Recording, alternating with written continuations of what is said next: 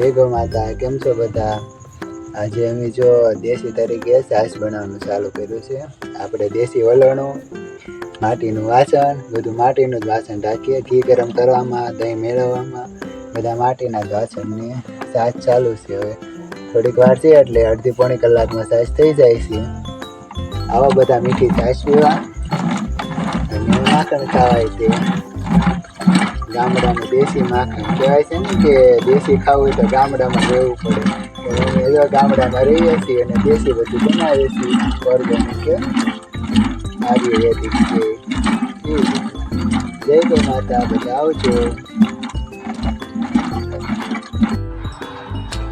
જો આ રીતના આપણે બધું ઘી ગરમ થઈ ગયું છે.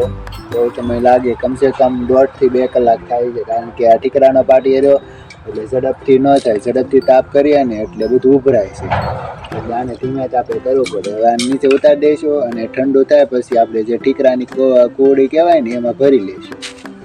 આને એ રીતના નીચે ઉતારી. હવે આપણે એને ઠંડુ થવા રાહ દેવી. પછી આપણે ઠીકરાની જે કોળી છે કે નહીં એમાં, અને આ જે કીટું છે એ કીટું બધું નીચે બેસી જવા છે. જો આ ઘી ઠંડુ થઈ ગયું અને આ કોળીમાં આપણે ભરી લીધું. જો આ આખી છે ને ઠીકરાની જ કોળી છે. અમે ઠંડુ ઘી થાય એટલે આમાં ભરી લઈએ. પછી હવે આને છે ને આ રૂમાલે ઢાંકી દઈશું. રૂમાલે આમ ઢાંકી દઈએ એટલે બીક ન રહે કાંઈ. અને આ તે ઠીકરાનું જ છે, બધે માટીનું જ વાસણ વાપરીએ છીએ. પછી આ દોરીએ કરીને બાંધી દઈશું એટલે આપણે કોઈ જાતનો પ્રોબ્લેમ ના રહે. આવી રીતના અમે ઘી ગરમ કરીએ છીએ. પેકિંગ કરવાનું છે.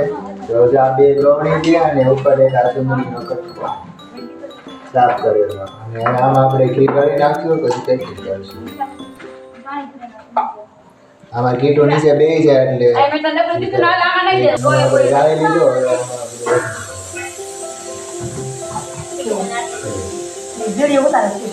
જો આપણે ઘી ગરમ થઈ ગયું છે. આ 2 ગવણી, નાના મોટી 2 ગવણી છે, અને આ 2 પડનું આપણે જે છે કપડું છે. એટલે ઘી છે ને એકદમ કીટું બધું ચોખ્ખું ગળાય છે એટલા માટે.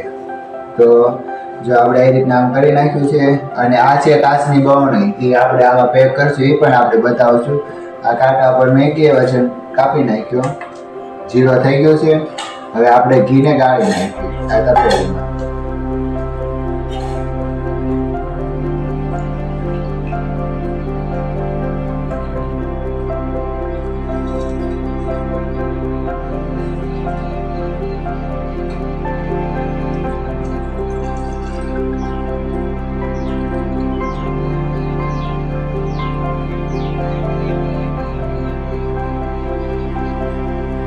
કાપડ જો 4 વડો જો એટલે છે ને એ ગળાતા થોડી વાર લાગે, પણ થોડી મહેનત કરવી પડે છે. પણ એના માટે આમાં કોઈ પણ કીટુનો ભાગ જાતો નથી. કરી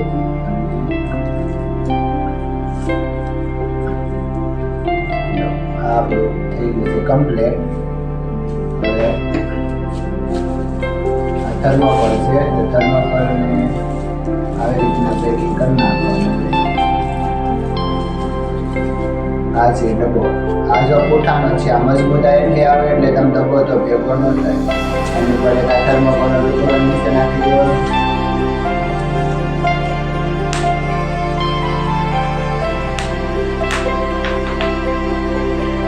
આ રીતે આપણે પેકિંગ કરી નાખવાનું. આ ઉપર નાખી દેવાનું. પછી આ દઈ દેવાનું બોક્સ.